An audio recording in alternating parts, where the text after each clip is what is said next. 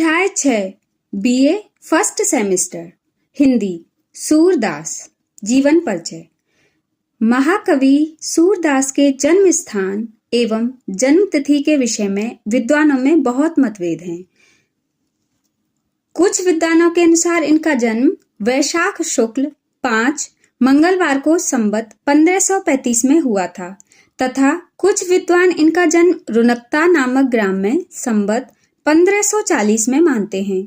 कुछ विद्वान सीही नामक स्थान को इनका जन्म स्थल मानते हैं। इनके पिता का नाम पंडित रामदास सारस्वत था। सूरदास जी जन्मांध थे या नहीं, मतलब वो जन्म से अंधे थे या नहीं, इस बारे में भी अलग अलग मत हैं। क्योंकि जितना सुंदर चित्रण उन्होंने किया है राधा कृष्ण की लीलाओं का, कृष्ण की बाल लीलाओं का या मानव स्वभाव का, जितना अच्छा चित्रण उन्होंने किया है प्रकृति का, तो कोई जो व्यक्ति जन्म से अंधा है, जिसने कभी कुछ देखा ही नहीं, वो इतना सुंदर चित्रण कैसे कर सकता है। तो इसलिए लोग इस बात को मान ही नहीं पाते, एक्सेप्ट नहीं कर पाते कि वो जन्मांध थे। कुछ लोगों का मत है कि प्रकृति तथा बाल मनोवृत्तियां एवं मानव स्वभाव का जैसा सूक्ष्म और सुंदर वर्णन सूरदास ने किया है, वैसा कोई जन्मांध व्यक्ति कदापि नहीं कर सकता, मतलब कर ही नहीं सकता।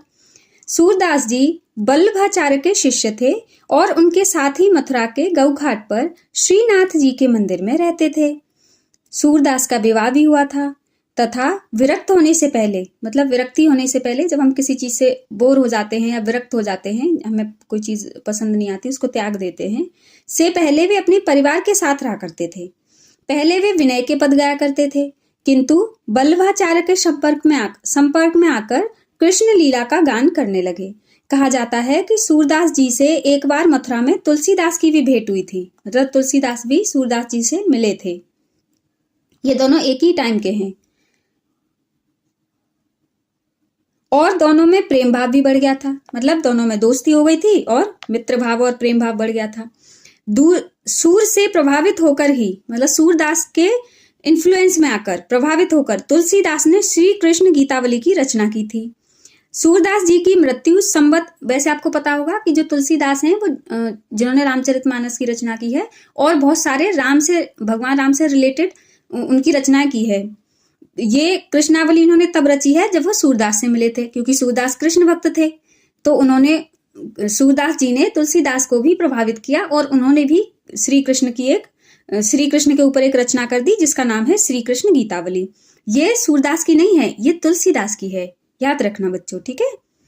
सूरदास जी की मृत्यु संवत 1640 में गोवर्धन के पास पारसौली नामक ग्राम में हुई थी। हिंदी काव्य जगत में सूरदास कृष्ण भक्ति की अगाध एवं अनंत भावधारा को प्रभावित और प्रभावित भी इन्होंने किया, प्रभावित किए। पहले लोग अलग तरह से भगवान श्री कृष्ण की पूजा आराधना करते थे, इमेजिन करते थे, और सूरदास जी के बाद अलग तरह से करने लगे, क्योंकि इन्होंने और भी अच्छा चित्रण किया, लोगों को और भी भगवान श्री कृष्ण को और भी मनोहारी बना दिया। उनके जो बाल लीलाओं का जो चित्रण किया, राधा कृष्ण की लीलाओं का चित्रण किया, तो लोगों के मन में वो और भी बस गए। तो इन्होंने बहुत अच्छे से उस भावधारा को प्रभावित भी किया और प्रवाहित भी किया। इनके काव्य का मुख्य विषय कृष्ण भक्ति है। इन्होंने अपनी रचनाओं में राधा कृष्ण की लीला के विभिन्न रूपों का चित्रण किया है। भ्रमर गीत में इनके विरह वर्णन की विलक्षणता, एक इनकी रचना है भ्रमर गीत, तो उसमें विरह वर्णन की विलक्षणता भी दर्शनीय है। सूरदास के भ्रमर गीत में गोपियां एवं उद्धव के संवाद के माध्यम से प्रेम, विरह का मतलब होता है बिछड़ जाना, जो ज्ञान एवं भक्ति का जो अद्भुत भाव व्यक्त हुआ है, वह इनकी महान काव्यात्मक प्रतिभा का परिचय देता है।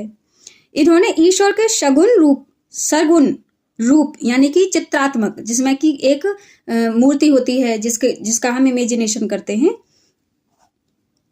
सगुण रूप श्री कृष्ण के प्रति सखा भाव की भक्ति भावना का निरूपण करते हुए इन्होंने ऐसा दिखाया कि ये उनके साथी हैं, सखा हैं। अपने काव्य में मानव हृदय की आंतरिक कोमल भावनाओं का चित्रण किया है। अब है इनकी कृतियां। भक्त शिरोमणि सूरदास ने लगभग 1.25 लाख पदों की रचना की थी। नागरी प्रचारणी सभा काशी की खोज पुस्तकालय में सुरक्षित नामावली के आधार पर सूरदास के ग्रंथों की संख्या 25 मानी जाती है, किंतु उनके 3 ग्रंथ ही उपलब्ध हुए हैं। कहा तो ये जाता है कि इन्होंने 1.25 पद रचे थे, लेकिन पुस्तकालय में एक नामावली मिली है। नामावली का मतलब होता है विषय सूची, जिसमें कि नाम लिखे रहते हैं कि क्या क्या चीजें इसमें हैं, कॉन्टैक्ट लिस्ट जो आपकी बुक में भी होती है। लेकिन मिले कितने हैं उसके आधार पर तो 25 मानी जाती है, लेकिन हमें मिले कितने हैं, हमें सिर्फ 3 ही उपलब्ध हुए हैं। नंबर 1 है सूरसागर, नंबर 2 है सूरसावली, नंबर 3 है साहित्यिक लहरी। अब इनके बारे में थोड़ा थोड़ा पढ़ लेते हैं। सूरसागर एकमात्र ऐसी कृति है जिसे सभी विद्वानों ने प्रमाणिक माना है। सभी मानते हैं कि ये सूरदास जी की ही है। इसके 1.25 पदों में से केवल 8-10 हजार पद ही उपलब्ध हो पाए हैं। सूरसागर पर श्रीमद् भागवत का प्रभाव है, क्योंकि ये भी तुलसीदास जी का प्रभाव आ गया होगा शायद। संपूर्ण सूरसागर एक गीत काव्य है। इसके पद तन्मयता के साथ गाए जाते हैं।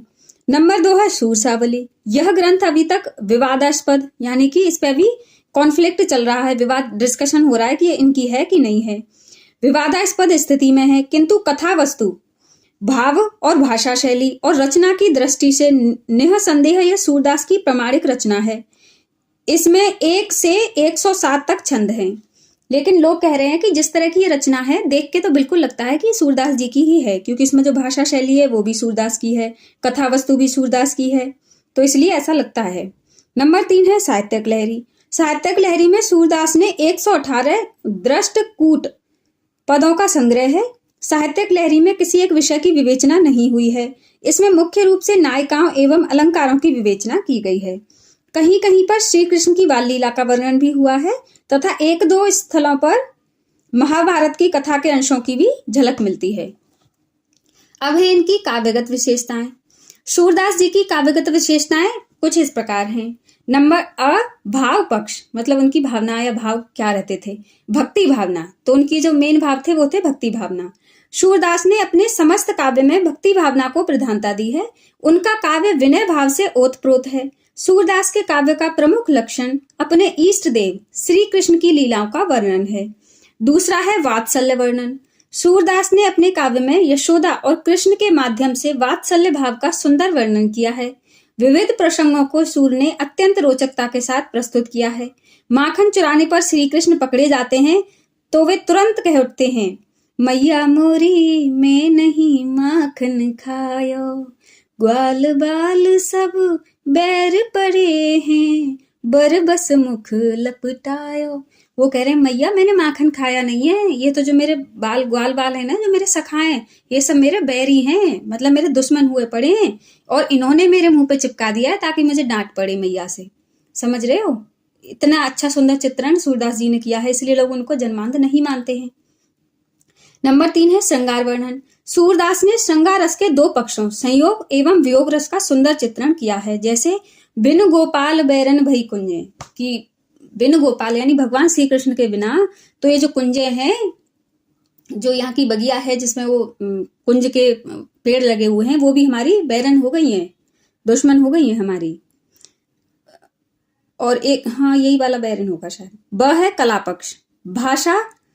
भाषा क्या है इनकी? सूरदास ने मुख्य रूप से ब्रज भाषा को ही अपने काव्य का माध्यम बनाया है। उन्होंने अपनी योग्यता एवं अद्वितीय प्रतिभा तथा श्रेष्ठ भाव अभिव्यंजना द्वारा ब्रज भाषा को विशेष कलात्मक रूप से प्रस्तुत किया है। मुहावरों तथा लोकोक्तियों के स्वाभाविक प्रयोग ने सूरदास की भाषा को 4 चांद लगाए हैं। वक्रता, विदंगता, व्यंग एवं माधुर्य गुण से युक्त सूरदास की भाषा समस्त भावों को प्रेरित करने में सफल रही है। शैली, सूरदास ने मुख्य रूप से गीत काव्य की सरस शैली को अपनाया है। उनकी शैली को 3 रूपों अर्थात कथात्मक, भावात्मक और दुरूह में देखा जाता है। नंबर 3 है रस, छंद तथा अलंकार। सूरदास के काव्य में उच्च कोटि की छंद योजना को देखा जा सकता है। अभी जैसे देखो पढ़ के बताया था ना, मतलब तो छंद ये सब बहुत अच्छी क्वालिटी, बहुत अच्छे से यूज किए हैं इन्होंने। उनके पद गेय हैं तथा संगीतात्मकता से युक्त हैं। उनके काव्य में विभिन्न राग रागनियों का सुंदर समावेश है। सूरदास ने अपने काव्य में मुख्य रूप से श्रृंगार, वात्सल्य तथा शांत रस को प्रधानता दी है। इन रसों के अतिरिक्त सूरदास अलंकारों के सफल प्रयोग से भी सिद्धहस्त थे। सूरदास के काव्य में प्राय सभी अलंकारों की छटा दर्शनीय है, परंतु अलंकारों से इनके काव्य को कहीं भी बोझिल नहीं बनाया है। अलंकारों के प्रयोग से सूरदास के काव्य सौंदर्य में वृद्धि ही हुई है। मतलब ऐसे अलंकारों का यूज किया है प्रयोग किया है कि उनसे ऐसा ना लगे कि बहुत भारी भरकम हो गए हैं या लोगों को समझ में नहीं आ रहे हैं, ऐसा नहीं है।